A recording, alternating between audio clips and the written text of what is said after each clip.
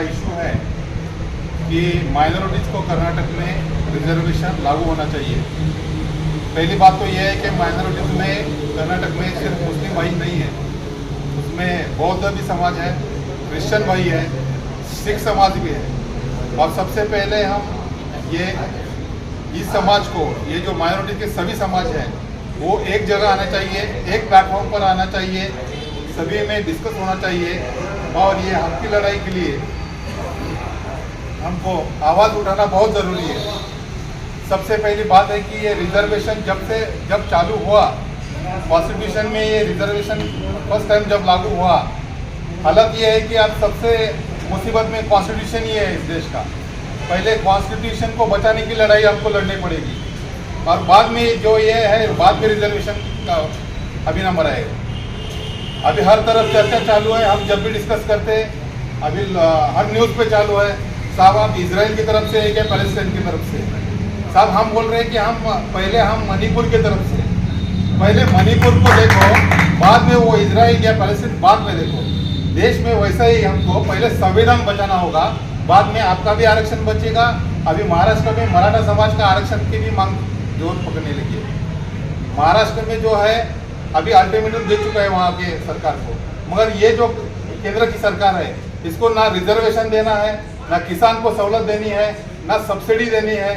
ये जो सरकार है बस बड़े बड़े जो उद्योगपति है उनको बचाने में लगी है, उनको कॉर्पोरेट सेक्टर को, उनको ज़्यादा से ज़्यादा कैसा फायदा होता है, गरीब के जेब से कैसे पैसे निकाल सकते हैं और अमीर को कैसे अमीर बना सकते हैं, इसी में लगी है। मेमोरेंडम देने के लिए तहसील ऑफिस में जमा हुए हैं।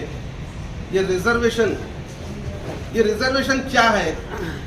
बाबा साहब अम्बेडकर का जो दस्तूर बनाया गया है, इस दस्तूर में इस रिजर्वेशन को लागू किया गया और यहाँ पर रहने वाले बसने वाले लोगों के लिए ये रिजर्वेशन किया गया है।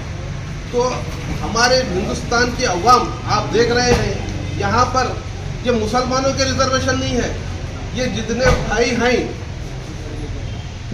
दूसरे तमाम जातों के, दूसरे मजहब के, ये लोग ये साबित कर रहे हैं कि हिंदुस्तान एक सेकुलर मुल्क है और हम लोग एक सेकुलर है।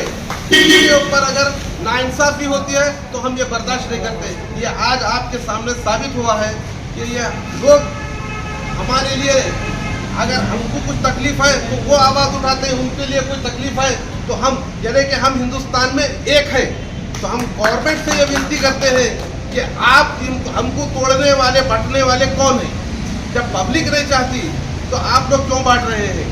हम गवर्नमेंट से ये गुजारिश करते हैं कि आप, जैसा कि पिछले में हुआ है, इसको ना दोहराते हुए रिजर्वेशन को फिर से लागू करें और जो 4% हमारा रिजर्वेशन कैंसिल हुआ है उसको 8% करते हुए हमारे मुतालबात को पूरी करें। यूथ विंग बसव कल्याण की तरफ से जो प्रोटेस्ट रखा गया है, 2B रिजर्वेशन को 8% किया जाए और कांतराज कमीशन रिपोर्ट को पब्लिश किया जाए। कांतराज कमीशन रिपोर्ट ये है कि कर्नाटक में कास्ट वाइज जो सर्वे हुआ है 2013 में, उसको अभी तक पब्लिश नहीं किया गया। हमारी मांग ये है कि पब्लिश किया जाए और उस हिसाब से जो गवर्नमेंट स्कीम्स है, गवर्नमेंट रिजर्वेशन है, उस हिसाब से दिया जाए। इसके बाद दूसरी मांग हमारी ये है कि 2B रिजर्वेशन को 8% किया जाए, क्योंकि हम कास्ट के हिसाब से नहीं मांगते, जो बैकवर्ड है उस हिसाब से मांग रहे हैं। और हमारे जो मांग है हम सरकार से पूरी करने के हम रिक्वेस्ट करते हैं। और सिद्धरामैया साहब भी, जो हमारे एक्स चीफ मिनिस्टर हैं, वो भी बोले हैं कि वो भी बोले थे कि ये पूरा करना मांग बोल के, लेकिन आज वो खुद सरकार में है, इसके बारे में वो एक्शन करना चाहिए बोल के मैं कहता हूँ। और उसी के साथ साथ हमारे कर्नाटक के अंदर तकरीबन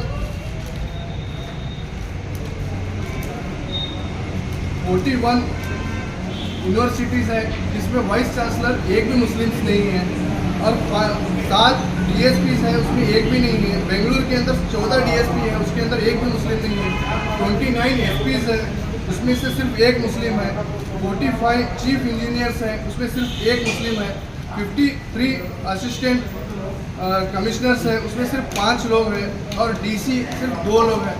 तो हमारी सरकार से ये मांग है कि हम बहुत ऑफिशियल होते हर चीज़ में हम बैकवर्ड है, इसीलिए हम चाहते हैं कि रिजर्वेशन हमें इसलिए दिया जाए, ना कि कास्ट बेस पे, ना कि रिलीजियस बेस पे दिया जाए।